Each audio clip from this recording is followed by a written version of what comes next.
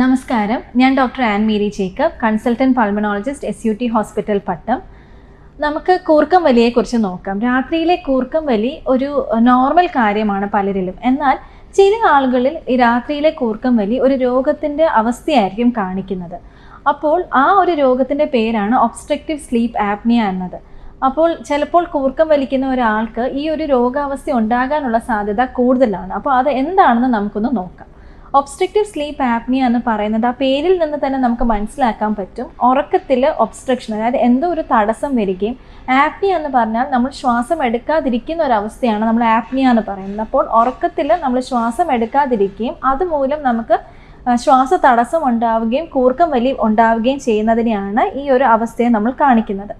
ഇത് കൂടുതലായി നമ്മൾ കാണുന്നത് വണ്ണമുള്ള ആളുകളിലാണ്.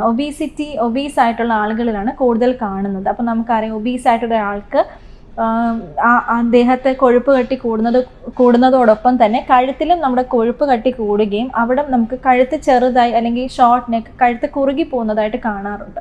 അങ്ങനത്തെ ആളുകളിൽ നമ്മളിത് കൂടുതലായി കാണാറുണ്ട്. എന്നാൽ യങ് സ്ലിം ആയിട്ടുള്ള ആളുകളിലും സ്ലീപ്പ് ആപ്നിയാസ് കാണാറുമുണ്ട്. പക്ഷെ കൂടുതലും അത് വണ്ണമുള്ള ആളുകളിലാണ് കാണുന്നത്. അപ്പോൾ ഇത് എന്തുകൊണ്ട് വരുന്നു എന്ന് വെച്ചാൽ, ഈ നമ്മൾ ഉറങ്ങുമ്പോൾ ഈ വണ്ണമുള്ള ആളുകൾക്ക് ഈ കൊഴുപ്പ് കട്ടികൾ കഴുത്തിന് ചുറ്റും ഉള്ളതുകൊണ്ട് തന്നെ എയർവേസിനെ അത് കംപ്രസ് ചെയ്യുകയും, നമ്മൾ ശ്വാസം പോകുന്ന നാളങ്ങളെ കംപ്രസ് ചെയ്യുകയും, നമ്മൾ ഉറങ്ങുമ്പോൾ നമ്മുടെ നാക്ക് അണ്ണാക്കിലേക്ക് വീഴുകയും ചെയ്യുമ്പോൾ നമ്മൾക്ക് ശ്വാസം എടുക്കാൻ പറ്റാത്ത ഒരു അവസ്ഥ ഉണ്ടാവുകയും ചെയ്യും.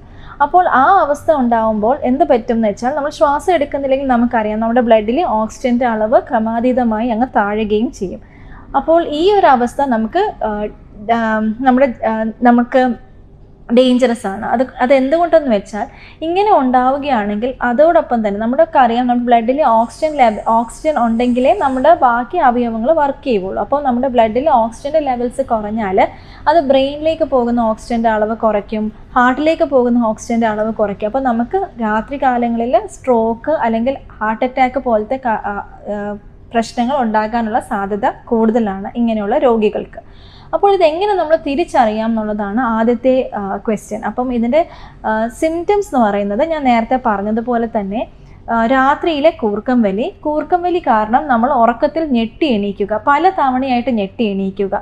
അപ്പോൾ നമ്മൾക്ക് പല പേഷ്യൻസിൻ്റെയും നമ്മുടെ അടുത്ത് വന്ന് പറയും, യൂഷ്വലി അവരുടെ കൂടെയുള്ള ആളായിരിക്കും പറയുന്നത്, രാത്രിയിൽ ശ്വാസം എടുക്കാതിരിക്കുന്ന അവസ്ഥ ഉണ്ടാവുകയും തട്ടി വിളിക്കുമ്പോൾ ആൾ എണീക്കുകയും ചെയ്യുന്നു. അതിനെയാണ് നമ്മൾ ഈ ഉറക്കത്തിലെ ഡിസ്റ്റർബ് സ്ലീപ്പാണ് കാണിക്കുന്നത്. അപ്പോൾ ഈ ഉറക്കം ഇല്ലായ്മ കാരണം തന്നെ രാവിലെ എണീക്കുമ്പോൾ തലവേദന ഉണ്ടാവുക, അത് കാരണം ഡേ ടൈമിൽ സ്ലീപ്പ് ഉണ്ടാവുക, ജോലി സമയത്ത് ഉറങ്ങിപ്പോവുക, ഡ്രൈവിംഗ് ചെയ്യുമ്പോൾ ഉറങ്ങിപ്പോവുക, അത് കാരണം ആക്സിഡൻറ്റ്സ് ഉണ്ടാവുക, ഇങ്ങനെയൊക്കെയാണ് ഇതിൻ്റെ സിംറ്റംസ് എന്ന് പറയുന്നത്.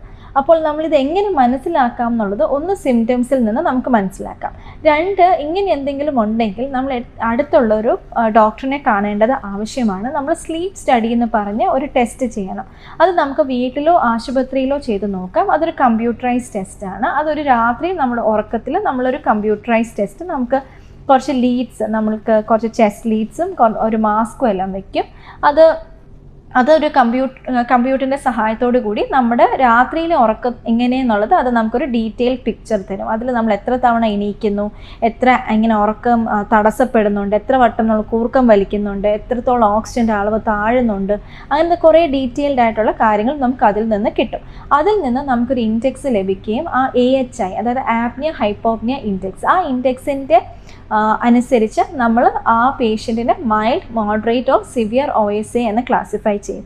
അപ്പോൾ മോഡറേറ്റ് ഓർ സിവിയർ OSA എന്ന് പറയുന്ന ക്ലാസിഫിക്കേഷനിൽ വരുന്ന ആൾക്കാർക്കാണ് നമ്മൾ BiPAP, CPAP എന്ന് പറയുന്ന വെന്റിലേറ്റർ, അതായത് മിനി വെന്റിലേറ്റേഴ്സാണ്. CPAP ആണ് കൂടുതൽ ഉപയോഗിക്കുന്നത്. ചില ആളുകളിൽ നമ്മൾ BiPAP യൂസ് ചെയ്യാറുണ്ട്.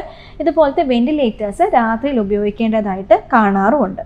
അപ്പോൾ ഇത് നമ്മൾ വളരെ അത്യാവശ്യമായിട്ടും വളരെ നമ്മൾ ഇത് ഞാൻ നേരത്തെ പറഞ്ഞു, ഇത് ഒബീസിറ്റി അല്ലെങ്കിൽ നമുക്ക് ശ്വാസ തടസ്സം ഉണ്ടാക്കുന്ന കണ്ണാക്കിലേക്ക് വീഴുന്നു എന്നൊക്കെ പറഞ്ഞാലും, നമുക്ക് ഇങ്ങനെയുള്ള ഒരാൾക്ക് നമ്മൾ അപ്പർ എയർവേ എന്ന് പറയുന്നത്, അതായത് നമ്മൾ മൂക്ക് മുതൽ നമ്മുടെ തൊണ്ട വരെയുള്ള ഭാഗത്ത് നമ്മുടെ വോക്കൽ കോഡ് എന്ന് പറയുന്ന നമ്മുടെ ശബ്ദം ഉണ്ടാകുന്ന ആളും അവിടെ വരെ വേറെ എന്തെങ്കിലും തടസ്സങ്ങൾ ഉണ്ടെങ്കിലും ഇതുപോലെ തന്നെ കൂർക്കം വലി ഉണ്ടാകാം. അതെന്തെങ്കിലും ഉണ്ടോ എന്നുള്ളത് നോക്കേണ്ടത് ആവശ്യമാണ്. അപ്പം ഒരാൾക്ക് OSA ഉണ്ടെന്ന് വരികിൽ അതിന് ചികിത്സ ഈ വെയിറ്റ് റിഡക്ഷൻ ആണ് ഒന്ന്.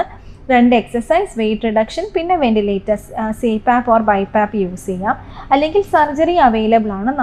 നമ്മുടെ ഒരു ഇപ്പോഴത്തെ കാലഘട്ടത്തിൽ സർജറി അധികം ഇല്ല, എന്നിരുന്നാലും അവൈലബിൾ ആണ്. ഇത് നമ്മൾ ഡെഫിനറ്റ്ലി ഇത് ഉണ്ടെങ്കിൽ ഇത് മനസ്സിലാക്കേണ്ടതും ഇതിന് ചികിത്സ എടുക്കേണ്ടതും വളരെ അത്യാവശ്യമാണ്. ഇല്ലെങ്കിൽ നേരത്തെ പറഞ്ഞതുപോലെ സ്ട്രോക്കും ഹാർട്ട് അറ്റാക്ക് അങ്ങനത്തെ പല പ്രശ്നങ്ങളിലേക്ക് അത് നയിക്കാം. കാരണം ഓക്സിജൻ്റെ അളവ് താഴുന്നത് നമ്മുടെ ജീവന് തന്നെ ആപത്തായ ഒരു കാരണമാണ്. അപ്പോൾ ഇത് നമ്മൾ എന്തെങ്കിലും ഉണ്ടെങ്കിൽ ഇത് മനസ്സിലാക്കുകയും ഈ സ്ലീപ്പ് സ്റ്റഡി ചെയ്ത് അത് അറിയേണ്ടത് വളരെ അത്യാവശ്യമാണ്.